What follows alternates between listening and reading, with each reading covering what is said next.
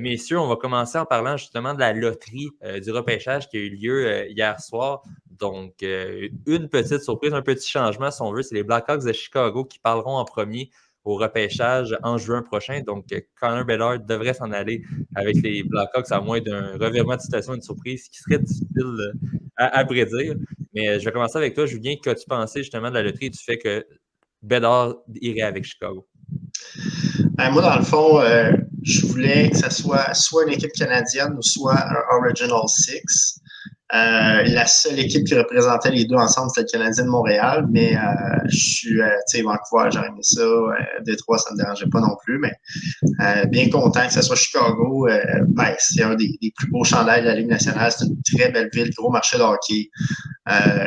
Dans ceux là, qui restaient à la fin, là, les trois, évidemment, c'était la ville que je souhaitais le plus voir possible. Mais là, le défi du directeur général cet été, absolument, parce que là, il a vidé son équipe complètement, c'est d'aller chercher 3-4 vétérans clés pour l'entourer. Donc, être un acheteur ou avoir, mettons, un ou deux noms là, qui soient capables d'aller chercher sur le marché des joueurs autonomes, mais il va falloir bien l'entourer parce que là, c'est sûr qu'il y a beaucoup de jeunes puis il n'y a absolument rien là, pour les entourer. Mm-hmm. Marc-Antoine, de ton côté, justement, qu'as-tu pensé de cette loterie-là? J'imagine, comme tout le monde souhaitait un peu que les Canadiens s'émissent de sauver au top du tableau, mais tout de même que c'est Chicago. Oui, ben, je suis content. Je trouve ça qu'il soit à Chicago, ça va devenir une équipe qui va être aussi, j'imagine, compétitif. Donc ça, pour eux, c'est super. Moi, je trouve ça super. C'est sûr qu'un peu comme Julien dit, il n'est pas entouré, mais ça reste qu'éventuellement, je suis content pour lui dans le sens que c'est une belle ville de hockey. Je pense qu'il n'y a personne qui peut dire qu'il n'aime pas Chicago. Le patrimoine de Chicago est incroyable. Il y a une passation là, qui se fait tranquillement pas vite de Kane à une autre grande vedette comme Bédard. Rendu là, ça me fait toujours un peu rire parce que toutes les grosses vedettes, les joueurs générationnels, je ne sais pas pourquoi, il y a comme une tendance tout le temps avec Chicago, une tendance aussi à aller tout le temps avec Edmonton aussi. Donc, il y a tout le temps ces mêmes équipes-là qui reviennent. Je trouve ça un peu, tant mieux pour ces marchés-là. Là. J'étais comme à un moment donné, ça aurait été le fun. Ça nous en aurait pris une vedette. Là. Ça fait 25 ans, 30 ans qu'on attend ça, une grosse vedette. Quoi qu'on a la main heureuse avec les gardiens, historiquement, là, mais bon. Mais ça pour dire que oui, je suis content pour lui. J'y souhaite aussi d'être bien entouré. Parce que justement, il n'est pas super bien entouré. Mais s'il est capable de mettre un peu la main comme Eiserman avait réussi à faire avec Perron, avec Kopp, s'il est capable d'avoir ou Charrett, des joueurs comme ça qui sont capables un peu là, de venir, j'allais dire en bon français, patcher des trous, parce que là, c'est un alignement qui est vraiment, vraiment vide et sans expérience aussi. Là, donc, voilà. Mais je suis content pour lui et je suis content pour la ville de Chicago. Oui, puis à tout le moins, tu parles d'Eiserman et du plan Détroit. Ben, ce qui est intéressant, on a quand même déjà notre game changer avec les Blackhawks dans le cas de Bédard. Du côté des Red Wings, j'ai l'impression qu'on le cherche toujours un peu, cet élément-là qui va vraiment nous amener à un autre niveau où on a un Moritz Seider en défense, mais j'ai l'impression quand même qu'il manque un petit quelque chose pour nous amener plus loin. Et du côté de Chicago, ben, on a déjà une bonne partie du problème de régler avec la sélection à venir de Bédard également. Et là, de ton côté, qu'as-tu pensé justement de cette loterie-là? Oui, absolument. On va espérer que ça tienne. La batterie est tombée de 55 à 10 tantôt. Là, on est branché, donc ça va. Ça pour dire que j'aurais été content avec Anaheim. Je souhaitais Anaheim. Pour vrai, c'est une équipe qui a eu de la misère les dernières années. Puis j'aurais aimé ça que ça puisse repartir ce marché californien-là un petit peu. Là, on se retrouve deuxième, un petit peu comme quand on avait eu Bobby Ryan. En 2005, on s'est retrouvé deuxième aussi. Donc, tout juste derrière Sidney Crosby. Et là, on manque notre chance pour Bédard. Mais ceci étant dit, je suis content pour Chicago quand même, une équipe du Original Six, comme vous l'avez dit. Puis ça va être la pièce maîtresse de peut-être une future dynastie ou à tout le moins une équipe qui va être prétendante à la Coupe dans quelques années, parce qu'on s'entend que la reconstruction va aller bon train. Là. On a la pièce qu'on voulait pour repartir la machine. On a seulement 2 attaquants signés qui ont en haut de 27 ans là, pour l'an prochain. C'est Tyler Johnson et Colin Blackwell, mais sinon, tous les gars ont en bas de 27 les attaquants qui sont signés. Donc, on peut vraiment repartir là, à zéro. On va aller chercher les vétérans qu'on veut pour entourer ces jeunes-là. Il y a Bédard, il y a Lucas Reichel, puis il y en a une couple d'autres aussi. Mais donc, vraiment, ça va être très, très, très intéressant de voir ce que les Blackhawks vont faire dans les prochaines années. Vraiment, le seul qui est signé à long terme là-bas, c'est Seth Jones. Et puis on a Connor Murphy aussi en défensive. Mais donc, c'est vraiment, ça va être très intéressant à suivre. Ils peuvent faire ce qu'ils veulent, puis ils ont un talent générationnel pour le faire. Donc, ça va être super. Je tiens à noter quand même, c'est intéressant, mais on parlait tantôt du repêchage de 2005, justement, avec le repêchage Crosby, où que les Ducks sont arrivés deuxième, tu le disais, Éloi, mais les 5 équipes qui sont le mieux classées pour cette année, pour la loterie Bédard, en fait, les 5 étaient dans le top 10 aussi en 2005. Donc, tu sais, c'est toutes des équipes qui étaient déjà proches. Donc, cette fois-ci, c'est Chicago qui a encore eu la main heureuse, puis on voit à quel point c'est un certain cycle, et ces équipes-là se retrouvent à nouveau dans les bas-fonds, si on veut, pour espérer avoir le prochain joueur générationnel. Donc, passons maintenant aux séries éliminatoires parce que oui, il y a la loterie Bédard, mais il y a encore du hockey qui se joue. Donc, on est au 2e tour des séries actuellement. Et je vais commencer par la série qui pourrait se terminer très rapidement, plus rapidement que prévu, celle entre les Panthers et les Maple Leafs. Les Panthers qui mènent 3-0 dans cette série-là, ça fait 6 victoires de suite maintenant en série si on prend leurs 3 victoires contre Boston. Marc-Antoine, t'attendais-tu quand même à ce que les Panthers gagnent les 3 premiers matchs de cette série-là? Ah, pas du tout, pas du tout. Puis vraiment, en plus, je trouve ça dommage. Le gardien Samsonov s'est blessé un peu à la même manière que Carey Price était blessé contre les Rangers. Là. Ça a l'air d'être une collision, puis la jambe gauche qui prend l'impact, le genou gauche prend l'impact. Donc, ça se peut que ça soit Wall qui soit dans le filet. Ça aussi, écoute, ils sont rendus à leur 3e gardien. Je ne sais pas trop comment ils vont faire pour remonter la pente. Moi, on s'entend, là, ça reste une équipe de hockey quand même extraordinaire là, du côté des Maple Leafs. Donc, ça se pourrait qu'ils reviennent dans la série. Mais je trouve ça vraiment impressionnant de voir aller les Panthers. Puis ils sont quand même chanceux, les Panthers, parce qu'ils n'ont pas beaucoup de blessures. Il y a pratiquement juste Patrick Hornvis, puis je pense Lomberg, mais lui, il est tout simplement healthy scratch. Donc, je regarde ça et je me dis, des fois, c'est peut-être une affaire qu'on doit regarder quand on veut aller chercher les joueurs, leurs dossiers médicaux, leur dossier médical à chacun. Parce que tu regardes ça et tu fais, c'est une équipe qui est quand même faite robuste, sans que ce soit des joueurs qu'on se dit, hey, ils sont gros puis ils jouent gros. Mais ça reste des joueurs quand même qui n'ont pas de lourd passé avec des antécédents là, de problèmes, de blessures ou quoi que ce soit.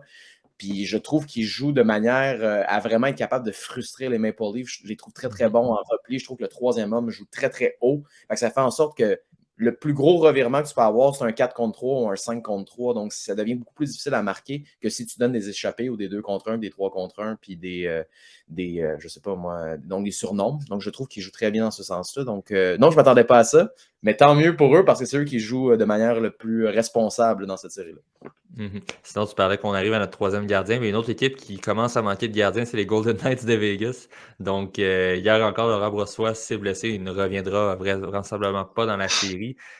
Julien, justement, est-ce que ça peut signer le début de la fin pour les Golden Knights, qu'on est rendu avec Hill dans les buts pour finir les séries et peut-être même pas les séries au complet s'il se blesse lui aussi? Tu sais, Adonai avait quand même très bien fait au début de l'année. Lui aussi s'est blessé. Hier, quand même, le bout que je l'ai vu, il était quand même correct. Là, il a fait la job. C'est sûr qu'Edmonton est sorti vraiment flat, là, giga flat. Mais pas nécessairement, parce que honnêtement, Adon Hill, Laurent Brossoit, c'est pas comme si on avait tant baissé de qualité. Là, les deux sont pas supposés tant d'être des premiers gardiens de but dans les séries. Là, donc, pour moi, ça veut rien dire. Si Golden Knights joue structuré comme ils sont capables de le faire, honnêtement, puis on va pas peur de foncer au filet, mais moi, je pense que ça change pas grand-chose nécessairement là, au niveau du gardien de but. Mettons, la coche entre Samsonov et Wall est plus grosse que la coche entre Brossoit et Adon Hill pour moi. Donc, je pense qu'ils peuvent quand même faire avec. Puis du côté d'Edmonton, c'est ça. Hier, là, c'était vraiment là, affreux. Là. On a eu l'occasion d'écouter 2 périodes ensemble. Écoute, le body language là, était hallucinant là, au niveau des. Même Leon Draisaitl qui a eu d'excellentes séries. Là. Il n'était pas tout là, hier. Là, vraiment, le manque d'effort. On dirait qu'il n'y avait pas de hargne, il n'y avait pas de travail. Donc, c'est assez décevant qu'il y ait des gros up and down comme ça depuis le début chez Edmonton. Mais ça, c'est un classique d'une équipe qui n'est pas encore à maturité. Ça ne veut pas dire qu'ils ne peuvent pas avoir son travail des Golden Knights, mais c'est une équipe qui manque énormément de constance dans son énergie, dans sa préparation. Puis ça, ben, c'est un classique d'une équipe là, qui manque de maturité, mais ça reste quand même que l'année passée, ils sont allés en finale de conférence, là, ils sont en deuxième ronde. Donc, tu vois, il y a quand même un beat qui s'installe. Puis, je pense que McDavid aussi joue blessé là, en ce moment. Donc, c'est sûr que ça fait une différence. Sinon, une autre jeune équipe, en fait, qui surprend et qui est peut-être un peu plus en up and down depuis le début des séries, c'est les Devils du New Jersey. Donc, un peu comme en première ronde, on perd les 2 premiers matchs. Et là, on a gagné le 3e contre la Caroline. On a le prochain match qui s'en vient très bientôt. Éloi, de ton côté, penses-tu que les Devils vont revenir comme ils l'ont fait contre les Rangers? Ouais, on n'aime pas ça, les matchs serrés du côté des Non. Devils. On aime ça soit dominer ou se faire dominer. Mais là, ce soir, on va voir. Ça va être assez intéressant aussi de voir ça va être qui le gardien pour le reste de la série. Les Hurricanes, on a Ranta qui est malade. Est-ce qu'on va regarder donc Andersen, même si ça n'a pas bien été la dernière fois? C'est des questions qu'il faut se poser. Tout dépend de l'état de santé aussi de Ranta. Mais c'est ça. Ça va être, d'après moi, New Jersey ce soir à la maison devrait sortir fort encore. Puis pour moi, il pourrait bien créer l'égalité dans la série, mais après, tu sais, ça dépend vraiment. Ça dépend. Ça dépend de bien des facteurs. Puis les Hurricanes aussi, ben, on voit qu'ils commencent à manquer peut-être de profondeur un peu. Mais ils mènent la série 2-1, donc j'aime mieux être dans leur position que dans celle des Devils. Fait que tu peux t'arriver encore, c'est loin d'être fini. Même à 2-0, c'était loin d'être fini, cette série-là. Une autre série loin d'être finie, c'est la dernière en fait qui nous reste, c'est le Kraken contre les Stars. Et à une certaine surprise, le Kraken qui mène 2-1. Ce qui est le plus surprenant, Marc-Antoine, c'est que à 2 reprises déjà en 3 matchs, on a réussi à compter énormément de buts contre Jake Huntinger, qui est une surprise en tant que tel. On le voyait comme le meilleur gardien restant, et je crois que c'est encore le cas, mais tout de même, on semble avoir trouvé une façon de marquer contre lui. Oui, vraiment. Je trouve que le Kraken est vraiment une boîte à surprise. C'est vraiment impressionnant. Ou est-ce que c'est peut-être les Stars qui sont peut-être, eux, décevants de leur côté? Je ne sais pas. Je pense que c'est un mélange des deux. Moi, je voyais vraiment Dallas comme un rouleau compresseur. Puis plus ça va, puis plus je trouve que les deux équipes les plus en confiance, ce serait probablement les Panthers et le Kraken. Puis si on avait dit en début d'année, c'est avec qui en finale, puis tu m'avais dit, mettons, Panthers-Kraken, c'est pas déjà fait, je t'aurais dit, il faut vraiment pas connaître le hockey. Rendu là, pour toutes les équipes, brasse, puis pige 2 équipes, puis tu as plus de chances que ce soit ça. Donc, des fois, c'est ça qui est intéressant de voir. C'est pour ça qu'on joue les matchs, c'est un gros cliché, mais c'est pour ça qu'on joue vraiment les matchs, parce que sinon, on prendrait le premier qui a gagné en saison ou l'équipe qui semble avoir le plus de grit. Donc, c'est tout à l'honneur du Kraken d'être capable de surprendre, puis tu as moins de pression. C'est un peu, d'ailleurs, j'entendais à la télévision Kachuk, Matthew Kachuk, qui disait il joue la carte de l'underdog, il revient avec ça, on est des underdogs. Puis, là, tu fais, écoute, dans pas long, 3e ronde, si vous passez, vous ne serez plus les underdogs, puis continue à jouer cette carte-là parce que ça t'enlève toute la pression du monde de compétitionner. Puis visiblement, être underdog, c'est payant ces dernières années. Il ne pourra pas dire ça s'il se ramasse en finale contre le Kraken. Mais non, c'est ça. Puis là, il ne va plus jouer cette carte-là, il va falloir qu'il en tombe un autre. Encore là, quand on regarde ça, au final, en saison régulière, le Kraken a eu plus de points également. Les Panthers sont la dernière équipe qualifiée, donc à un certain point, ils pourraient tenter de la jouer, mais on ne le croirait plus vraiment. Rendu en finale, évidemment, tout peut arriver d'un côté comme de l'autre. Donc, un gros merci. Oui? Je viens de réaliser ça. Vas-y, peut-être les Blues, c'est une équipe qui est pratiquement éliminée des séries. Finalement, rentre en série par la porte d'en arrière, puis fait son petit bonhomme de chemin parce que c'est une équipe quand même grosse, quand même robuste, qui joue de manière structurée.